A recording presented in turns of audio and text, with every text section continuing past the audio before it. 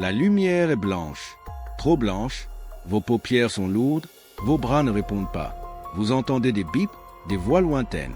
Et puis, au-dessus de vous, un visage que vous ne reconnaissez pas. Un uniforme bleu, une plaque dorée, un policier.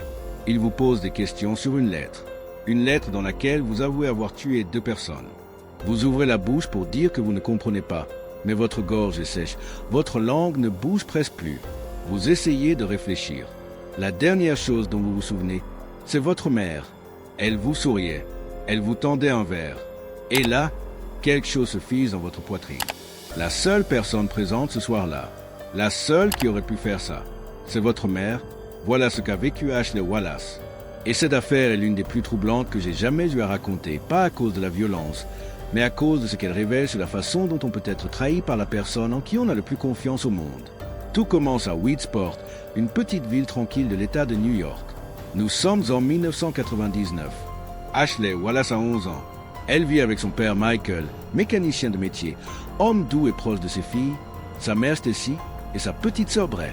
Vue de l'extérieur, c'est une famille ordinaire. Stacy peut être stricte, mais elle sait aussi être drôle, présente, complice. Ashley entretient avec elle une relation particulièrement forte. Elle la décrit comme sa meilleure amie. On pouvait s'asseoir et parler pendant des heures de n'importe quoi, dira-t-elle plus tard. Elle y croit de tout son cœur. Mais derrière ce portrait de famille unie, quelque chose se prépare dans l'ombre. En novembre 1999, Stacy confie à une amie qu'elle veut se séparer de Michael. Elle parle de demander le divorce après les fêtes. Mais ce qui va se passer ensuite n'a rien d'une séparation ordinaire. En décembre, Michael commence à se sentir étrange. Des vertiges, une sensation d'ivresse sans avoir rien bu. Le médecin diagnostique une infection de l'oreille et le renvoie chez lui. Mais Michael n'est pas malade. Il est en train d'être empoisonné. À Noël, ceux qui le voient ne le reconnaissent presque plus. Son visage est gonflé. Ses mains aussi. Il dit qu'il a un rhume. Le 11 janvier 2000, Ashley rentre de l'école. Son père est allongé sur le canapé. Elle l'appelle. Pas de réponse. Elle appelle sa mère pour dire qu'elle est arrivée, puis raccroche. C'est à ce moment qu'elle entend le bruit, un souffle rauque irrégulier. Son père lève le bras, puis le repose, et ne bouge plus. Ashley sort chercher sa sœur. Quand elles reviennent, Stacy est déjà là, et les pieds de Michael sont violets. Il est emmené d'urgence à l'hôpital. Trop tard, Michael Wallace meurt. Cause officielle, arrêt cardiaque. Quand on propose à Stacy de faire pratiquer une autopsie, elle refuse. Elle explique que Michael n'aimait pas être ouvert lors de chirurgie et qu'il aurait préféré que sa famille boive une bière à sa mémoire plutôt que de pleurer. Ashley n'a jamais compris pourquoi sa mère n'a pas versé une seule larme ce jour-là. Elle s'était dit que c'était pour protéger les filles. Mais quelque chose dans cette explication ne lui a jamais semblé tout à fait juste. Michael est enterré et Stacy touche son assurance vie, 55 000 $. Elle rénove la maison, emmène les filles à Disney World. Elle redevient la mère amusante, la meilleure amie. Mais quelque chose a changé. Stacy commence à passer des heures sur Internet, à converser avec des inconnus. Elle s'éloigne doucement de ses filles. En 2001, un homme entre dans la vie de Stacy. Il s'appelle David Castor. Il est propriétaire d'une entreprise de chauffage prospère, divorcé, installé à Liverpool dans l'État de New York. Il tombe amoureux de Stacy, qui à ses yeux est une mère aimante et dévouée. Ashley et Bray, elles, ne l'apprécient pas. Elles ne veulent pas voir la place de leur père occupée aussi rapidement. En août 2003, moins de 2 ans après leur rencontre, Stacy et David se marient, sans prévenir personne, sans inviter la famille de David, pas même son fils, David Jr. Stacy Wallace devient Stacy Castor. La vie matérielle s'améliore, mais la tension à la maison est constante. Les disputes entre David et Stacy sont fréquentes, épuisantes. Ashley dit que les deux ne semblaient vraiment à l'aise que lorsqu'elle n'était pas là, elle et Bray. Avec le temps, pourtant, Ashley développe une vraie relation avec son beau-père. Elle se souvient de l'avoir regardé lors de sa remise des diplômes et d'avoir vu sur son visage quelque chose qui ressemblait à de la fierté paternelle. C'était inattendu, c'était touchant. Mais pendant que ce lien se construisait, le mariage entre David et Stacy, lui, partait en morceaux le 22 août 2005. La police du comté de Syracuse reçoit un appel de Stacy Castor. Elle raconte que David et elle se sont violemment disputés la veille. Selon elle, David a bu, pris une bouteille de whisky et s'est enfermé dans la chambre en refusant d'ouvrir. Les policiers enfoncent la porte. Ils trouvent David allongé face contre le lit, nu. Sur la table de nuit, un verre avec un liquide vert. Sur le sol, une bouteille d'antigel ouverte, renversée. La scène ressemble à un suicide. Mais un des policiers trouve quelque chose dans la poubelle de la cuisine. Une seringue de cuisine contenant un liquide vert pointe et la question s'impose aussitôt. Si David s'est enfermé dans la chambre et a bu l'antigel là-dedans, qu'est-ce que cette seringue fait dans la poubelle de la cuisine? L'autopsie est réalisée. En attendant les résultats, Stacy reste en liberté. Le testament de David est alors lu. Il laisse l'intégralité de ses biens à Stacy, l'entreprise, la maison, les véhicules. David Jr. ne reçoit rien. Ce que l'enquête révélera plus tard. Ce testament avait été rédigé à l'insu de David. Une amie de Stacy avouera avoir participé à sa falsification pour que Stacy hérite de tout. David Jr., lui, était convaincu que son père avait simplement choisi de l'exclure. Il ne savait pas encore que le document était un faux. Stacy recommence alors à emmener ses filles en voyage, à leur acheter des choses, à être présente, exactement comme après la mort de Michael. En 2006, les résultats forensiques arrivent au détective Spinelli. La seringue contient de l'antigel et l'ADN de David à son extrémité. Le verre porte 3 empreintes digitales.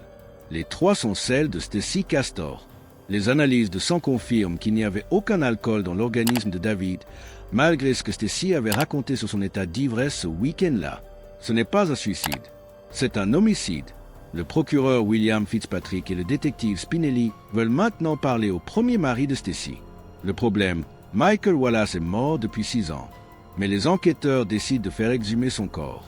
Le 7 septembre 2007, Stacy est convoquée pour un deuxième entretien. C'est là qu'elle apprend que le corps de Michael a été déterré et que l'on a trouvé de l'antigel dans son organisme exactement comme chez David.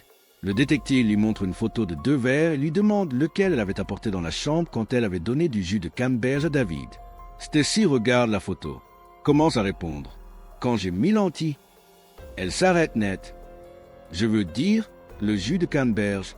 Les observateurs derrière la vitre retiennent leur souffle. Elle vient de dire antigel.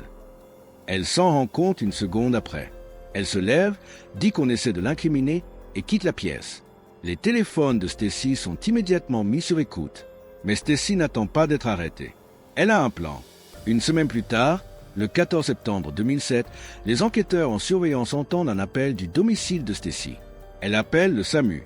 Sa fille Ashley est inconsciente dans sa chambre, à côté d'une bouteille de vodka vide et de comprimés. Quand les secouristes arrivent, Ashley est évanouie, les yeux ouverts, mais vides. Bray remet aux autorités un mot trouvé à côté du lit. Dans ce mot, Ashley avoue avoir empoisonné David Castor et son propre père Michael Wallace. Elle donnait des détails. Elle demandait pardon à sa mère. Elle disait avoir tout fait pour elle. 750 mots, tapés à l'ordinateur. Le prénom Ashley en bas de page tapé, pas signé. Si Ashley mourait, Stacy était libre. Ashley devenait coupable de 2 meurtres qu'elle n'avait pas commis. Les détectives s'installent à l'hôpital. Ils attendent. Stacy se présente. Elle passe la sécurité, entre dans la chambre, touche les cheveux d'Ashley, dit « Je suis désolé, je t'aime » et repart. Quelques heures plus tard, Ashley ouvre les yeux. Elle ne sait pas où elle est. Elle ne sait pas quel jour on est. Un policier lui demande ce qu'elle a écrit dans la lettre. Elle le regarde. Elle n'a pas écrit de lettre. Elle n'a rien pris. 2 jours avant, Ashley avait appris par un détective, convoqué dans le bureau de sa directrice d'école, que le corps de son père avait été exhumé, que l'on avait trouvé de l'antigel dans son organisme. Ashley était en état de choc. Mais Stacy avait déjà travaillé sur elle, la manipulant, l'orientant vers la méfiance envers la police plutôt que vers les questions sur sa propre mère. Ce soir-là, Stacy avait proposé de boire ensemble pour oublier la semaine. Ashley avait accepté. Après un seul verre, elle s'était sentie épuisée, comme anesthésiée. Elle était allée se coucher. Le lendemain, Stacy avait dit « Cette fois, on boit vraiment ». La boisson était trop forte. Ashley avait demandé à ajouter du jus.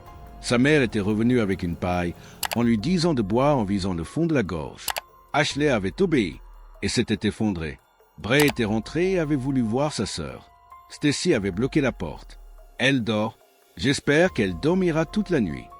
Le lendemain matin, Bray avait entendu un bruit venant de la chambre. Elle avait ouvert la porte. Ashley vomissait, les yeux vitreux, sans réaction, sans se réveiller quand on la secouait. Si Bray n'avait pas ouvert cette porte, Ashley mourrait 10 minutes plus tard. Quand Ashley s'est réveillée à l'hôpital et a vu le policier, elle a compris. Elle n'avait rien fait. Et si sa mère était la seule présente, Ce ne pouvait être qu'elle. Le procureur Fitzpatrick donne l'ordre d'arrêter Stacey Castor immédiatement, encore dans l'enceinte de l'hôpital. Le 13 janvier 2009, le procès commence. Ashley est appelée comme première témoin à charge. Elle doit regarder sa mère en face dans cette salle d'audience. Elle admet qu'une partie d'elle avait encore peur de recevoir ce regard de déception. Mais elle y va. Elle raconte tout.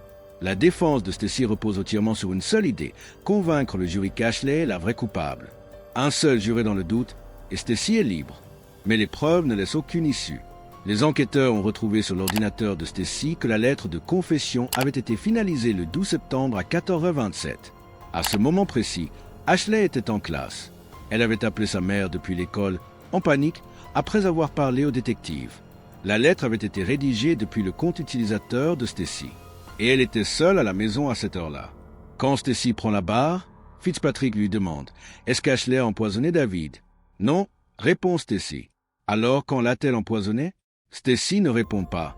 Fitzpatrick monte d'un cran. « Vous avez perdu 2 maris par empoisonnement. Votre fille vient d'apprendre que le corps de son père a été exhumé. Et vous restez là, sans émotion. » Stacey ne scie pas. Le jury délibère 4 jours.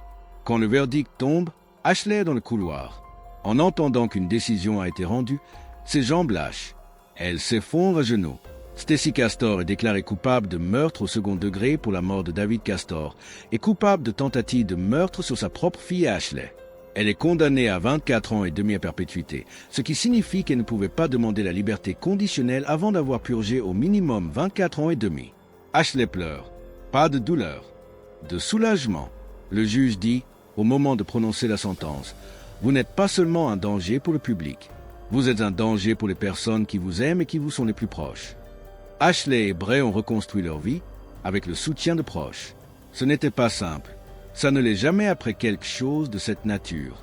Ashley a dit un jour que Stacey lui avait volé son père, qu'elle lui avait aussi volé David, qui aurait aimé être là le jour de son mariage. Mais elle a aussi dit qu'elle choisit chaque matin de se lever avec le sourire. Parce que si elle ne le fait pas, c'est Stacey qui gagne. Elle a fait des études de comptabilité. Elle a construit sa vie.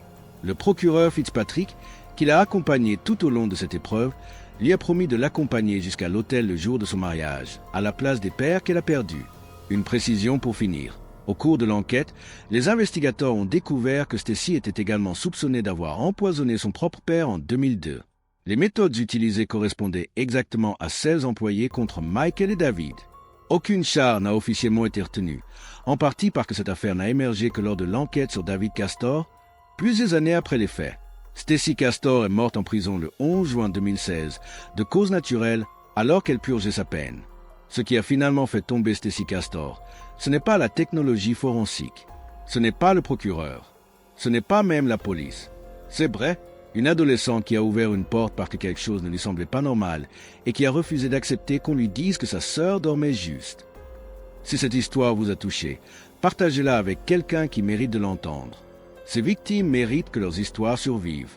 Et si vous n'êtes pas encore abonné, c'est le bon moment. Le bouton est juste en dessous. À la prochaine affaire. Prenez soin de vous. Correction apportée. Sentence corrigée. 24 et demi ans à perpétuité. Testament clarifié. Falsifié par une amie de Stacey. Contexte du père de Stacey ajouté organiquement.